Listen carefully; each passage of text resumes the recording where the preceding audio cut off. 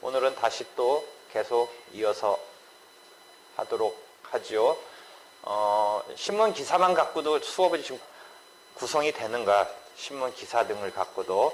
그러니까 결국 내가 이번 시간에 하는 것은 여러분은 일정한 수준 이상의 사람부터 다양한 지금 단계의 사람들이 있는데, 실제 일반 시민들이, 국민들이 분쟁에 휩싸였을 때 내가 지금 여기서 소송의 대중화랄까, 이런 것을 지금 일반 사람들도 물론 복잡하고 전문적인 것이니까 변호사한테 대리로 맡겨서 진행하는 것을 이제 우리가 일반적으로 생각할 수도 있는데, 경우에 따라서는 직접 소송을 해야 되는 소송 비용 등의 문제에 있어서 변호사 선임 비용 등 뭐 이런 등등이 있단 말이지. 그래서 간단한 사건 등은 직접 할 수 있도록 지금 그런 포인트에서 여러분과 함께 일반 국민이나 시민이 분쟁 해결에 있어서 어떻게 해 나갈 건지를 한번 우리가 한 학기 동안 해보는 거야.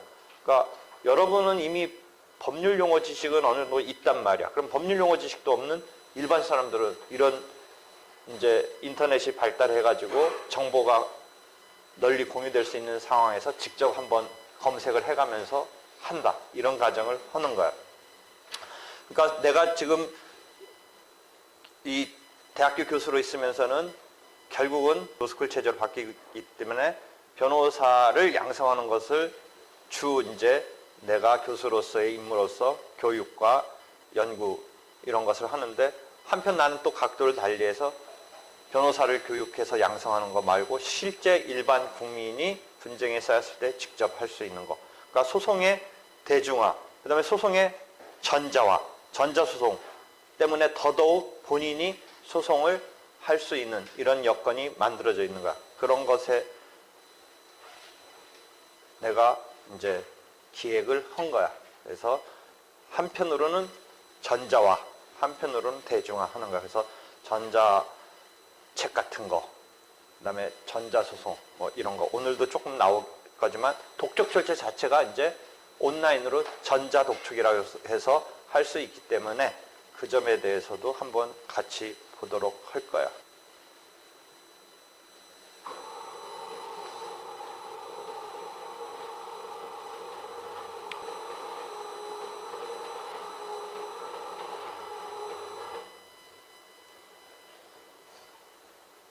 오늘 수업은 떼인 돈 소송통에 받으려면 이런 제목의 신문기사를 가지고 시작을 하는데, 결국 소송의 대중화, 소송의 전자화를 통해서 이제 구제를 받고자 할 때 우리가 직접 써먹을 수 있는 지식을 전달하려고 해. 만약 어른들, 기존 분들은 이제 소송을 직접 하는 것에 대해서 상당히 어려울 수밖에 없지. 그랬을 때 또 법학을 안 배운 사람은 용어 등이 생소하지. 그런데 이렇게 또 생각해 볼 수 있어.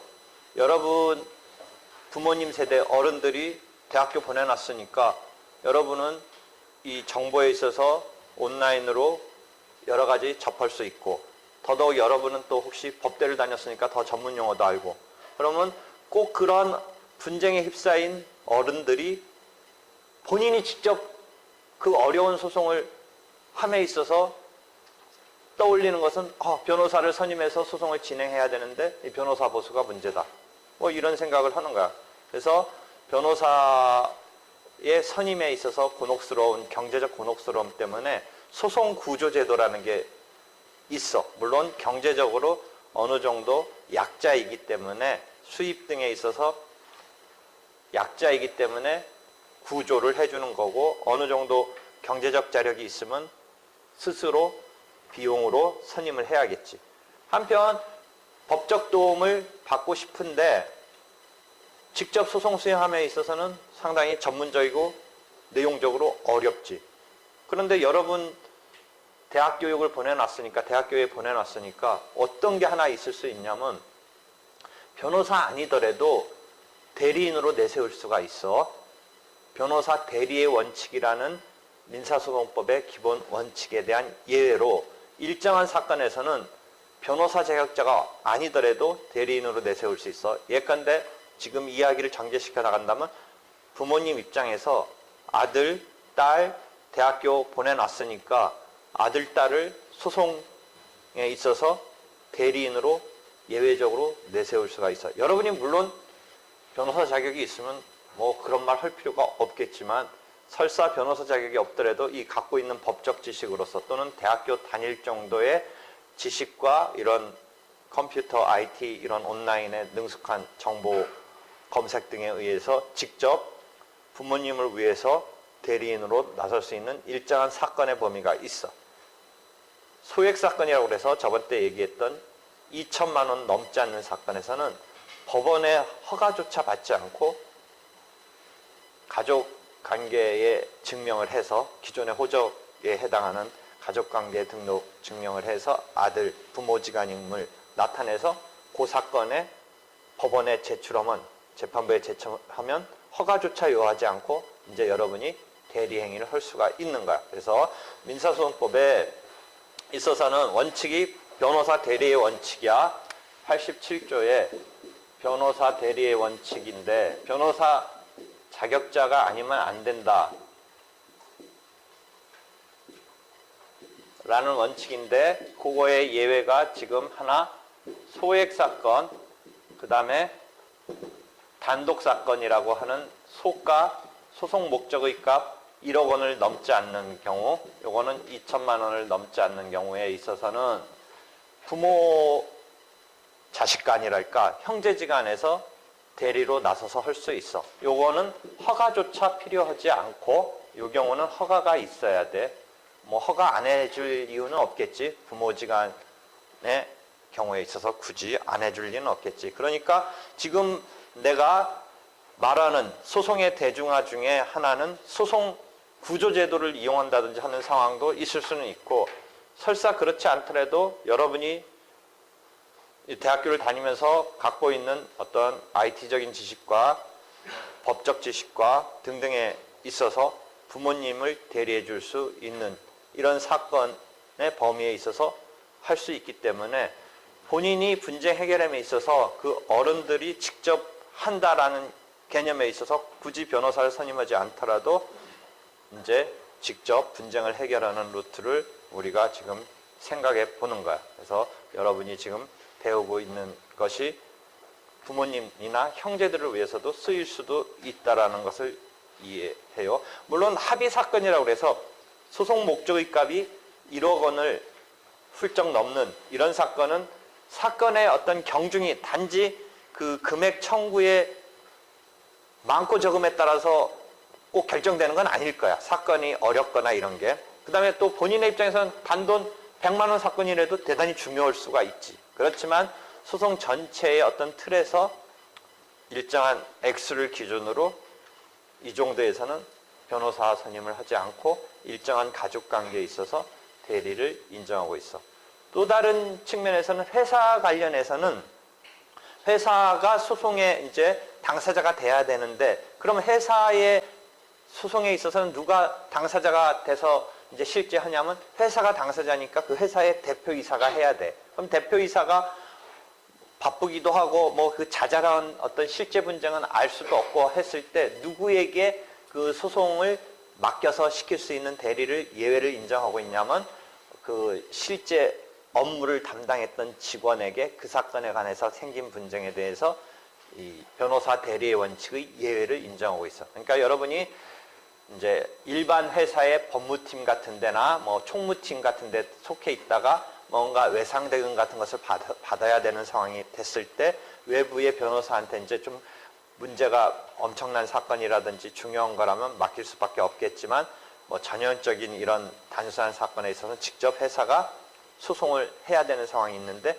그 회사의 사장님이 나가는 것이 이제 회사의 소송에 있어서는 주체가 되는 것인데 여러분이 직원으로서 그 업무를 했던 직원으로서 나갈 수 있는 상황이 역시 변호사 대리 원칙의 예외로서 인정되고 있는데 이 경우는 이제 합의 사건의 경우는 안 돼. 똑같이 합의 사건의 경우는 안 돼. 그래서 그러한 단독 사건에 있어서는 해당 사건을 담당했던 직원이 직접 소송을 수행할 수가 있어. 원래는 할 수 없는 데서 출발하는 거야. 왜? 회사 사건의 당사자는 회사고 대표이사가 이제 나가야 되는 건데 그 직원이 나갈 수 있는 것은 결국은 대리로서 나가야 되는 건데 그 대리가 원칙적으로 변호사 대리의 원칙이니까 문제가 있을 수 있는데 다행히 변호사 대리의 원칙의 예외를 인정하고 있다라는 거야. 그래서 단독 사건의 경우는, 합의 사건의 경우는 이 변호사 대리 원칙의 예외가 인정되지 않고 있어요. 근데 한편 최근에 기획한달까 어떤 법률안 같은 것을 생각하냐면 변호사 강제주의까지 생각을 하고 있어. 지금 대한변협 등에서는 변호사 강제주의라고 그래서 변호사 대리의 원칙은 또 틀려. 변호사 강제주의는 모든 사건에, 지금 헌법재판 사건에는 변호사 강제주의인데 일반 민사 사건에 변호사를 강제, 그래서 용어가 조금 막 너무 세다라고 그래서 대한변협에서는 최근에 내가 7월 달에 가서 그 주제 발표를 했는데 용어를 변호사 강제주의가 조금 막 강요하는 느낌인 것 같아서 변호사가 반드시 필수적, 반드시 변론을 하도록 하는 필수적 변론주의, 변호사의 강제주의라는 이런 것을 조금 완화시키는 표현으로 이런 용어를 써가면서 지금 이제 심포지움도 열고 내가 주제 발표도 했는데 대한변협은 이 경제적 약자한테 변호사를 왜 그러냐? 이길 수 있는 사건도 법률적 지식이나 이런 것 때문에 질 수도 있으니까 변호사를 붙여서 소송을 하게끔 하되 그럼 변호사 비용이 문제가 되니까 변호사에 그 붙여서 반드시 소송을 하도록 하되 그 비용을 일정한 공적인 어떤 기금에서 대서 하겠다. 뭐 이런 생각을 하고 있는 거야. 그러니까 경제적 약자가 소송 수행함에 있어서 일단 법률적인 지식 등에 있어서 문제가 있으니까 변호사를 강제로 붙여서 하도록 하자. 그런데 변호사를 강제로 붙이자니 그럼 돈 없는 사람은 이거 소송할 수도 없는 거 아니냐. 의 문제에 봉착하니까 변호사를 강제로 붙여줘서 그런 변호사 보수를 공적인 어떤 기금에서 한다. 뭐 이런 발상을 했는데 쉽지 않은 작업이야. 쉽지 않은 작업인데 대한변호사협회는 이것을 자기네가 이번 새로운 변호사협회 회장 선거 등에서 공약으로 내걸고서 하려고 하는 것 때문에 심포지움도 열고 했는데 지금 변호사 강제주의라는 개념하고 변호사 대리의 원칙으로 일단 구별해봐. 변호사 대리 원칙은 본인 소송이 가능도 해. 직접 하겠다면 할 수는 있어. 그렇지만 타인을 써먹으려면 변호사 자격자이어야 된다가 변호사 대리의 원칙이야. 한편 변호사 강제주의는 본인이 직접 하면 안 된다. 그 이유는 본인이 일정한 지식이 뭐 있다든지 하는 경우를 뭐 우리가 생각 못할 건 아니지만 소송이라는 것은 막 재산권 이런 거 막 왔다 갔다 하는 거니까 직접 하다가 그르칠 수도 있다. 그러니까 법률 전문가가 나서서 해야 된다. 즉 변호사를 강제해야 된다. 그 말을 이제 조금 순화시켜서 필수적으로 반드시 이제 변호사가 변론을 하도록 필수적 변호사 변론주의 이런 식으로 조금 용어를 순화시켜서 변론을 법정에 가서 이렇게 소송을 하는 것은 변호사이어야 된다라는 원칙이 변호사 강제주의인데 독일법이 그런 것을 채택하고 있어. 그런데 독일법에서 그렇게 채택하고 된 것은 그 전제로 두세 가지 전제가 있어. 독일은 변호사 보수가 획일적으로 이렇게 딱 어떤 사건에 얼마다 이런 식으로 획일적으로 정형화돼 있어. 근데 우리나라는 변호사 보수가 뭐 들쑥날쑥 뭐 맘대로잖아. 그러니까 그게 좀 다르고 그다음에 독일은 소송 구조 제도가 잘 완비되어 있어. 그러니까 변호사 보수가 획일적 정형적으로 돼 있고 소송을 구조를 해주는 이 제도가 잘 돼 있어서 웬만한 사건은 이제 구조에 의해서 처리가 되는 거야. 그 다음에 소송보험 이런 류가 잘 발달됐어. 그래서 세 가지가 이 전제로 잘 갖춰져 있는 거야. 그러니까 변호사 보수가 획일적으로 정형적으로 돼 있어. 그러니까 변호사 보수에 대해서 뭐 사건마다 뭐 얼마가 될지 모른다 이런 건 없어. 거기는 딱 어떤 사건에 어떻게 이렇게 딱 막 세분화되어서 정형적으로 돼 있어. 그 다음에 소송 구조가 발달해 있기 때문에 개인이 직접 이렇게 변호사 보수를 치른다든지 하는 경우가 드물어. 그 다음에 그거조차도 이제 개인이 직접 내야 되는 조차도 소송보험 뭐 이런 것에 의해서 처리되는 이런 시스템이 잘 구비되어 있기 때문에 보험에 의해서 또 처리가 돼. 그래서 이런 세 가지 정도의 구비된 전제가 있기 때문에 변호사를 강제함에 있어서 그런 제도를 갖고 있는데 우리는 그런 세 가지 전제가 지금 제대로 구축되어 있지 않기 때문에 변호사 강제주의를 함에 있어서 난항이 있을 수밖에 없어. 그렇지만 하여튼 일정한 사건에 있어서 변호사 강제를 시켜야겠다라는 게 지금 대한변호사협회의 어떤 구체적인 추진 사안 중에 중요한 사안 중에 하나인 거야. 그래서 그런 정도 이해하고, 그래서 변호사 대리 원칙, 변호사 강제주의 개념 이해했죠. 우리는 변호사 강제주의까지 갖고 있는 건 아니고 채택하고 있는 건 아니고 변호사 대리의 원칙을 이제 채택하고 있는데, 다만 변호사 대리의 원칙에 있어서도 지금 우리가 말하려는 소송의 대중화 등에 있어서 내가 지금 가르쳐 준 것은 일정한 예외가 있으니까 형제지간이나 부모지간이라는 상황 또는 회사 관계에 있어서 그 담당 직원이 어떤 대리에 있어서 변호사가 아니더라도 예외적으로 할 수가 있기 때문에 지금 내가 소송의 대중화에 있어서 생각하는 이제 어른들이 뭔가 분쟁에 휩싸였을 때 여러분 자식 대학교 보내놓고 이런 것 좀 한번 해라 하면 그런 거라도 부모님 이제 도와드릴 수 있는 상황이 있을 수는 있다라는 거죠. 이해되겠죠?